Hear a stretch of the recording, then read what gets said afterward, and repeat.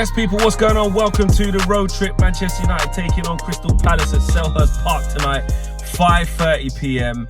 Listen, it's time for revenge and it's time for no more excuses. The injuries are done. We've got a full complement to pick from, pretty much. Yeah, to Eric's own admission. It's not like last year where we had to just throw an 11 together. We've now got a squad of 18 at least to choose from. It's only what? Yoro, Shaw and Malacia that are the injuries. So look, of course it's 3 players, but other than that, Rasmus is back in the squad, should be, and so should Mason Mount. So plenty to choose from. Confidence is high after the last couple of games, you know what I mean? People are smiling again. Goals galore, 10 goals in the last 2 games, clean sheet, you know what I mean? Man of the match from De Ligt, Mazraoui looking good, Rashford confident, Garnacho confident, Ahmad confident. Xerxes, we need to work on a little bit to get his confidence up there in terms of goals, but he's linking up well with the team. Ugarte's fit and ready to go. There's no reason why he shouldn't be starting. There should be no excuse, no reason, no way Man United lose this game. In theory, on paper.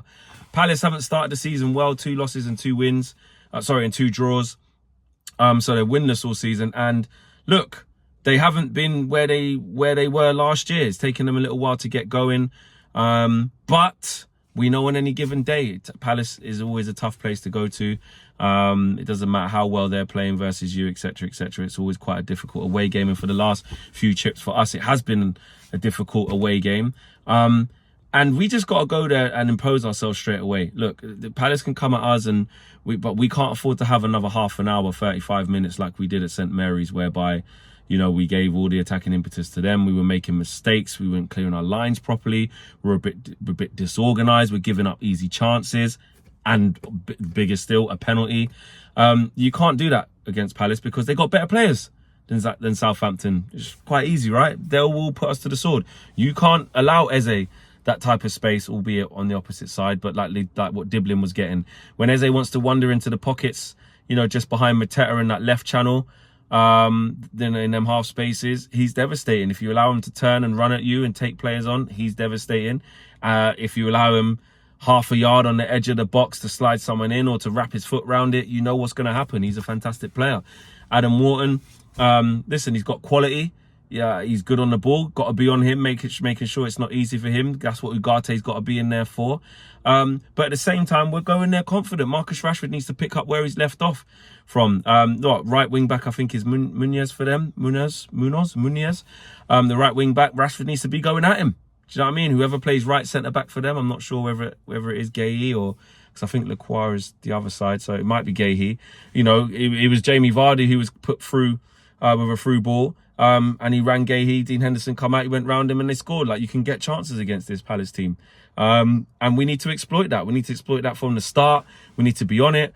And if it doesn't go our way from the start and Palace are huffing and puffing a little bit and trying to get close to us and put us under a little bit of pressure, we can't be bucking him. We can't be giving up chances from it. Just defend properly, clear your lines, settle down the crowd, and then mount your performance from there. This is a different test to obviously Barnsley and Southampton.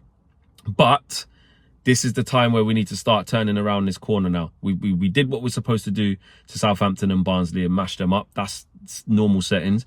But can you go away to Palace now? This is where we're going to start, you know, hopefully a run of results of stringing together, you know, a 4-5 game winning streak. That's the aim. You know what I mean? We want to be winning every single game up until the next international break, with some big ones in there. You know, Villa ahead of that. You're looking at Spurs and all these types of things, but it starts here. This is the one where this run of games with Palace, Spurs, and then Aston Villa away.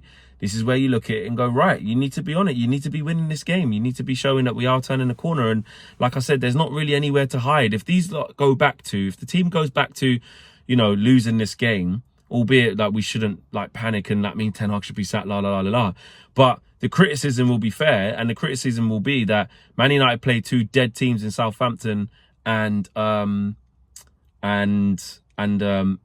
Barnsley, won comfortably. As soon as they came up against a decent outfit in Palace away, they got cooked, or whatever the circumstances, they lost. So we can't have that narrative. We have to dispel these narratives, these notions, and these are things that stick with us because we haven't been good enough, and we want to see that we've turned it around. But from a positive side of view, the reason why I'm feeling positive is because of the things I said right at the top of the video. It's like, you're looking at the back four, you're looking at De Ligt and Martinez getting more comfortable with each other, getting more minutes in the tank. De Ligt looks comfortable, he looks confident, he looks like he's ready to start being commanding. Mazraoui's been talking in his interview, saying, you know, as he keeps getting more and more comfortable, he's going to step it up a notch, and we're going to see even more from him. Dalot at left back, first half against Southampton, shocking, I understand that, but he picked it up after that and was really good, got an assist. And then against Barnsley, what did he play? He played right back in that game. So, you know, more minutes in the tank for him. He was fine.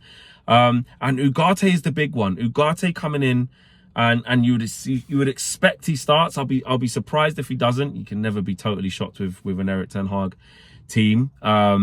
But, you know, him coming off, I think, after the best part of 60 minutes against Barnsley would suggest that he should be able to start. Might not be able to complete the 90, but he should definitely be starting this game.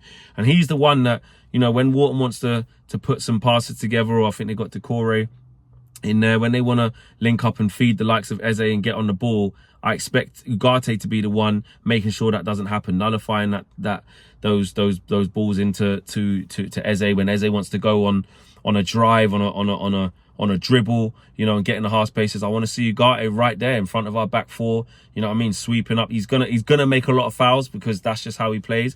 But that combative nature, and that sort of pivot away from Casemiro now is where we start to see it. We tracked this guy throughout the whole of the summer. He really wanted to come here. We really wanted to get him. We waited on the price. He's in, he's locked in. We've seen a little glimpse of him at Southampton and a bigger glimpse against Barnsley, albeit against League One opposition. Now is the time where we get him in there straight from the off, and he just goes in strong, ready to go. Marcus Rashford, I'm backing him to score. I'm backing him to score again. We know what Rashford's like with the confidence side of things. We know how he scores in spells, and when he's feeling himself, he's feeling himself. It looks like the beginning. You can't say, you know, against Southampton and Barnsley, that means he's back. But it looks like the beginning of Rashi maybe going on a run. It's the early soundings of that, and I think that's what we're going to see from him. If not scoring, then assisting, or just generically having a good game. He looks like that not working hard anymore, not running. It looks like that might have gone away in this little bit. You know, he's had the time away, posting up training videos and stuff, and it is transpiring into the pitch. Doesn't matter who it's against, he's doing it. So I want to big him up, and I'm expecting a big game from him. Ahmad, you're gonna go again, surely? Well, not surely. Every time I can always mix it up. Garnacho's really, you know, chomping at the bit to get in. He really wants to get involved. He's begging to be involved. You just know he's going to be knocking down Eric's door. Boss, start me. But Ahmad's doing the right thing. He keeps the ball well. He doesn't get involved in when the team's not playing good and we need a little bit of calm. He always keeps the ball quite well. So I think he should carry on.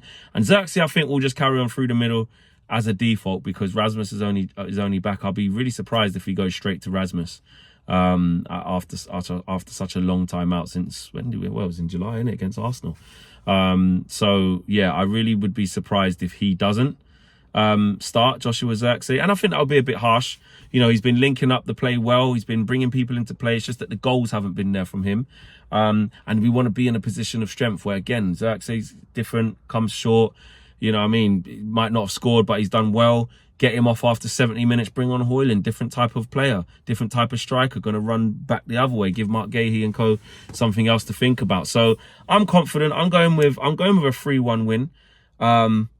We'll see. But it's time to start turning this corner, and they got to prove it. If they don't, then all the same questions are just going to be straight back at the doorstep of the players and the manager, and we don't need that. We need to be building momentum. Tune into the match view. I'll be on there with Marcel Co, and Owen will be live a couple of hours before the game, passing over to myself, and I'll throw it back to him for the full-time view as well. So I'll see you there. Smash a like on the video, subscribe to the channel if you are new. I'm out of here. Peace.